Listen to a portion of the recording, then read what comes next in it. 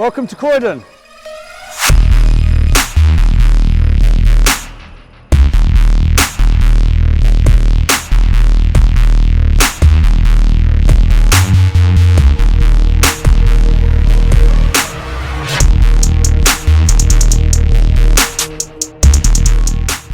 Surrey Street, Croydon, the former home of Big Apple Records. First opened as Apple Records in 1992 by three partners, Gary Hughes, Steve Robertson and John Kennedy, a suitable name due to being located within a fruit and veg market. From the shop they then started a house and techno label called Apple Records, and they soon received a letter from the Beatles label, also known as Apple Records, threatening to sue them if they continued with the name. If you notice on the artwork of the second release, just before going to press, it's purposely misspelt Appel to try and get round the threat. Then early 1993 they then changed the name to the legendary Big Apple.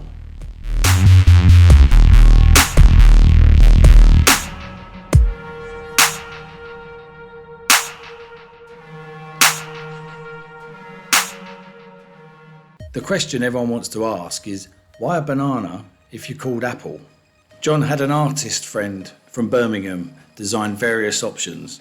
One, an apple with headphones on, another with apple fused onto a deck, and several other Apple designs. And at the bottom of the page, and almost as an afterthought, he put a banana design. And when reviewing the designs with Steve, the banana stood out on the page amongst all the apples. So that was it.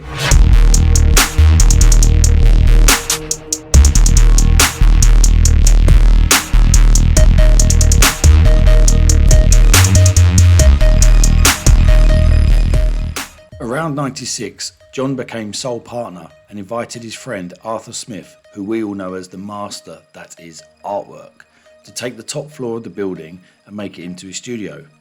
Garage music exploded and the shop became extremely busy. John then employed a young DJ Hatcher to work alongside him in the shop, and Hatcher brought in many new customers and DJs who were playing on popular local pirate radio stations.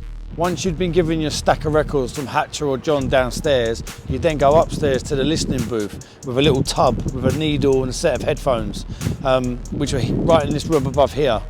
Also, there's a room right here, which occasionally, I didn't always get the key, but it was a key to a room, and in that room was not headphones, speakers. It was kind of like the VIP room.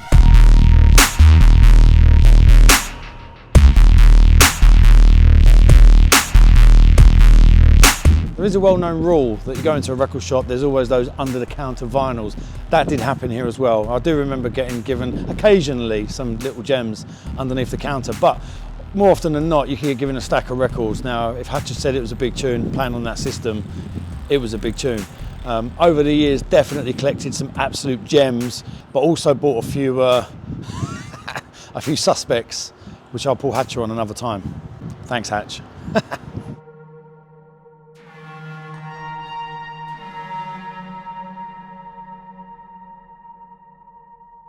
I used to find it a little bit intimidating, but not in a bad way. You'd walk in and there'd be Hatcher behind the decks. Now at that point, before Rinse FM became the biggest pirate radio station ever, there was also Upfront FM, which was more local, based around Crystal Palace Way.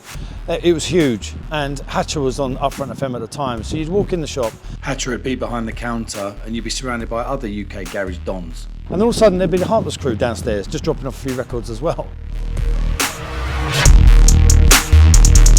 The shop heavily contributed in setting the foundations for dubstep before it even existed, by heavily supporting and stocking the darker and deeper side of garage, in particular productions by Z-Bias, Wookie, Sounds of the Future, Oris J, Horsepower, LB and Groove Chronicles, plus many more.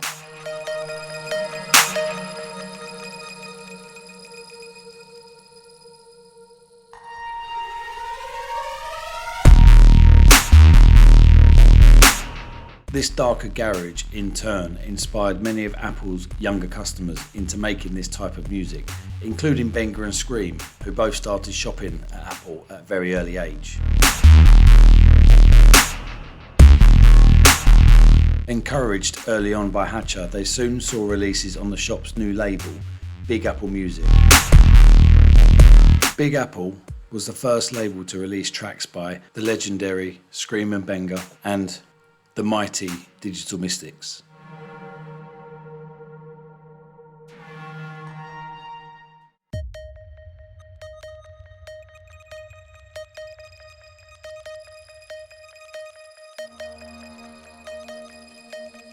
This is a Dubstep Heritage Landmark, and this deserves a blue plaque.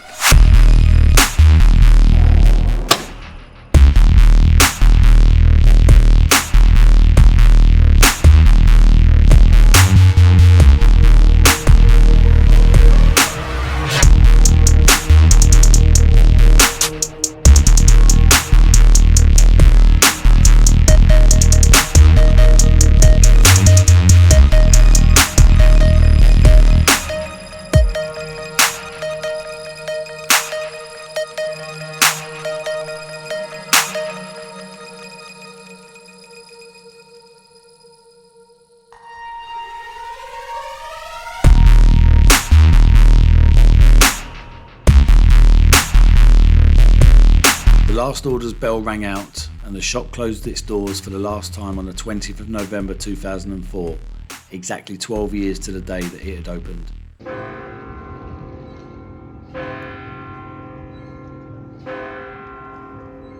And in case you're wondering how it's so quiet down here, Surrey Street is normally hectically busy.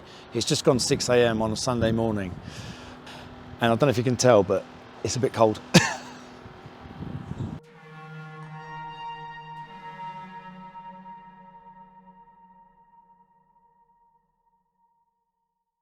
Even the table numbers in Croydon are labelled as 140. But Croydon coffee is a bit of a treat at £4.